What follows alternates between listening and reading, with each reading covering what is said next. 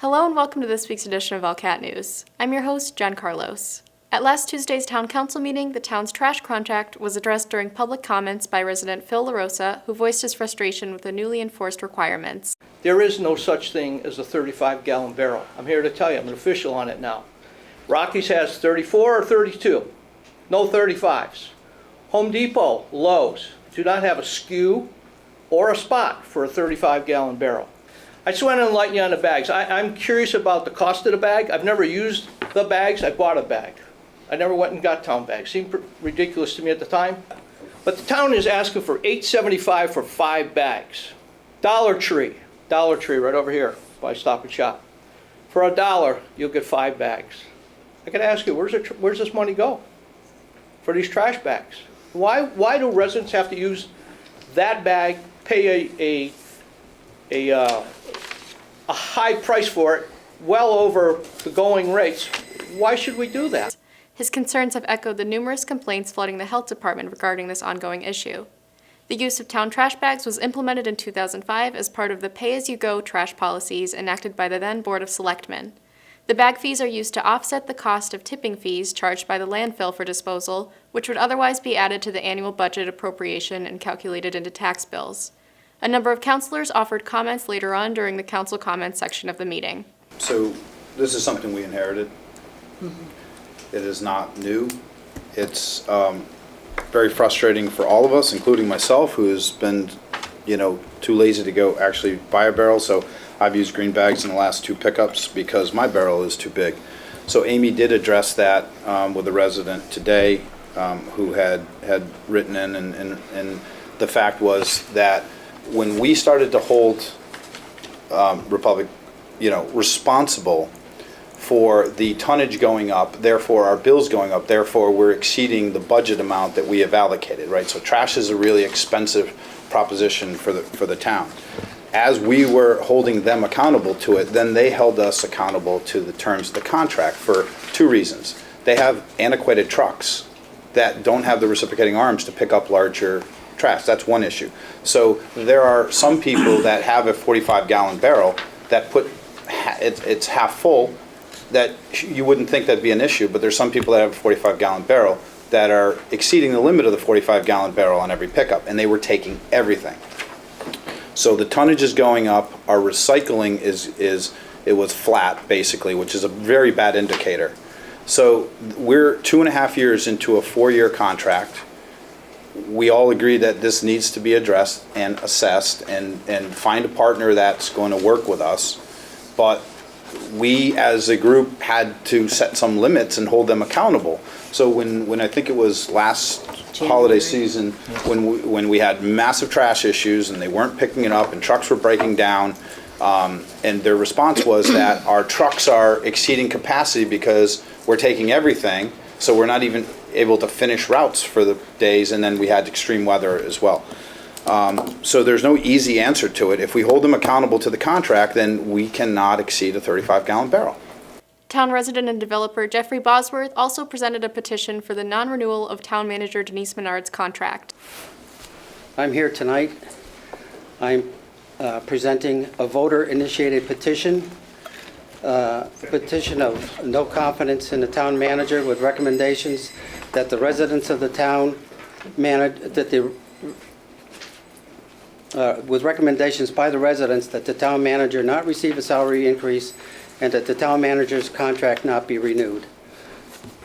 By signing this petition, we, the registered voters of East Long Meadow, whose names and addresses are listed on the attached petition sheets, do hereby formally petition the members of the East Long Meadow Town Council based upon the performance evaluation and subsequent downgrading by a point in performance conducted by the Town Council of the town manager in a general position of no confidence in the town manager due to the following: the limitless power that has been misplaced in the hands of the town manager.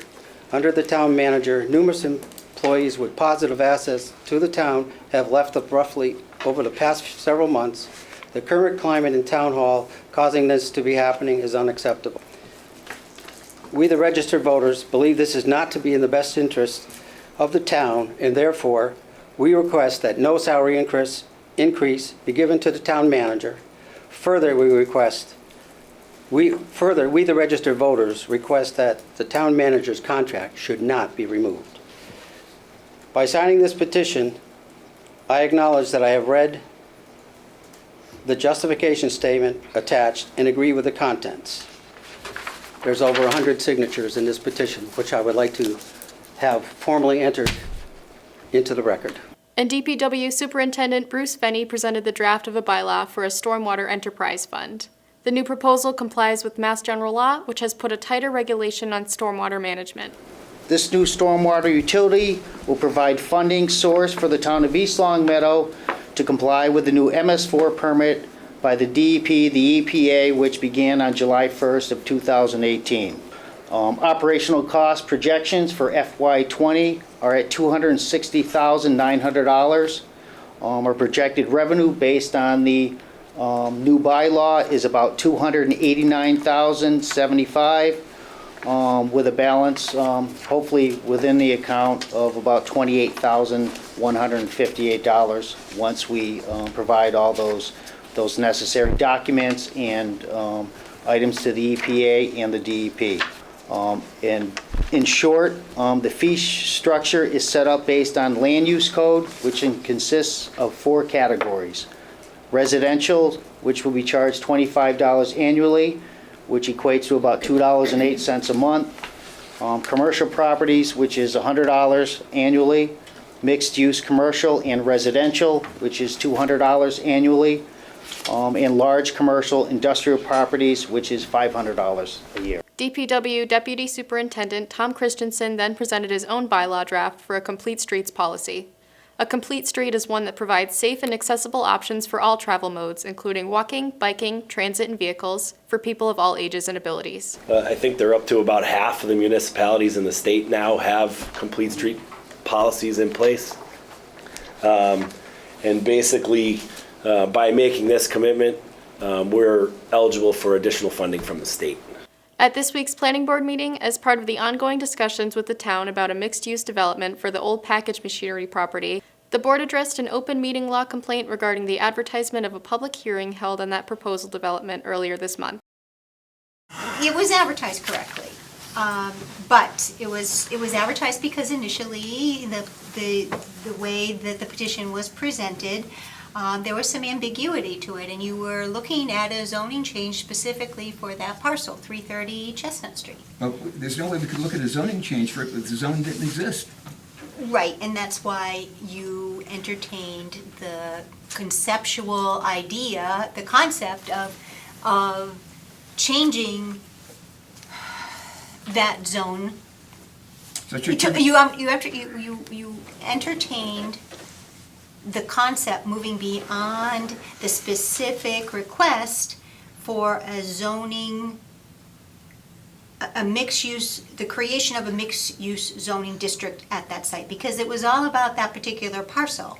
Okay, so should we, in fact, close this hearing without, and vote to drop the subject of the hearing without prejudice, and then open a new hearing that we advertise correctly as having both aspects to it on the 15th? Yes, but then you run into a problem, because if you want to create, let's say you want to create a mixed-use zoning district. Great, but if you couple that with that particular site, then you have to start all over again. Santa Claus visited the Pleasant View Senior Center this past Saturday. There were pictures, face painting, cookie decorating, raffles, and even dogs could have pictures taken with Santa. Here are some highlights from the arrival.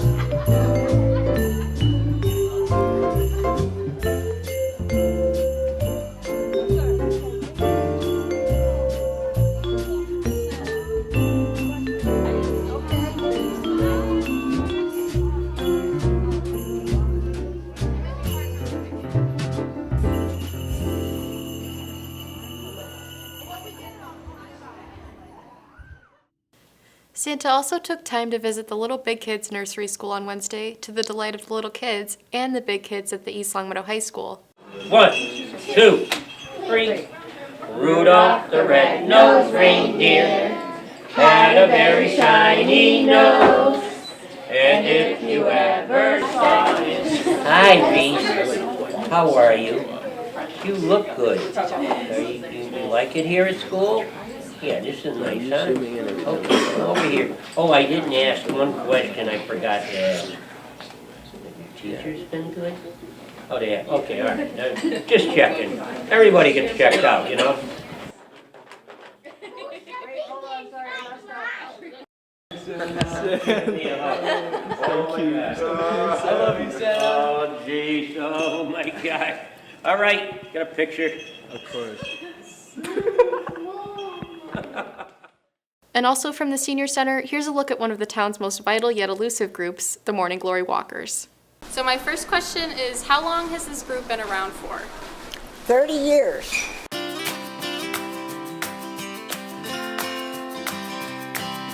You may have seen the Morning Glory Walkers marching in the annual 4th of July parade, or perhaps walking around the neighborhoods in town. The club is comprised of senior women who walk in the early morning hours to better their lives and to make new friends. We sat down with Diane Draper, the current group leader of the Morning Glory Walkers, and several of the club's participants to learn more. How long have you been a part of it?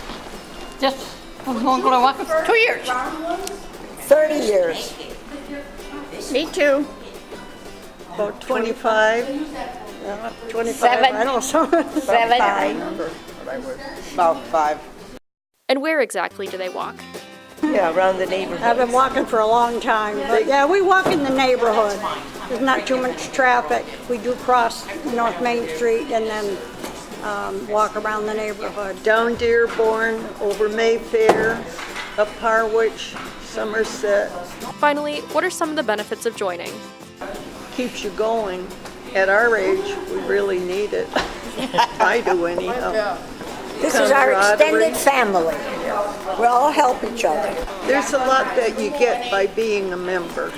It's a good thing. The Morning Glory Walkers meet Mondays, Wednesdays, and Fridays at 8 a.m. There's a bit of confusion surrounding the new textile recycling program in town. Here's more on that now. Simple Recycling, the company behind the pink bags mailed out to residents, makes it simple to recycle through their free curbside collection program. The company is a for-profit recycler that grades and sorts donations based on quality and condition. The top quality materials will be resold to local thrift outlets, mid-grade items are exported to international markets, and unusable items are processed for raw materials. Residents can use the provided pink Simple Recycling bags to recycle unwanted clothing in reusable condition. Just place your bags beside your regular trash containers on your normal pickup day.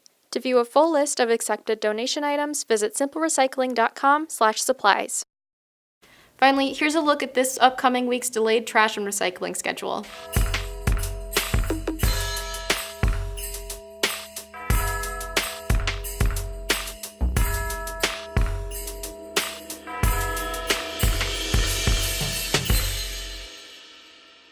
That's it for this week's edition of ELCAT News. I'm your host, Jen Carlos. Thanks for watching, and happy holidays.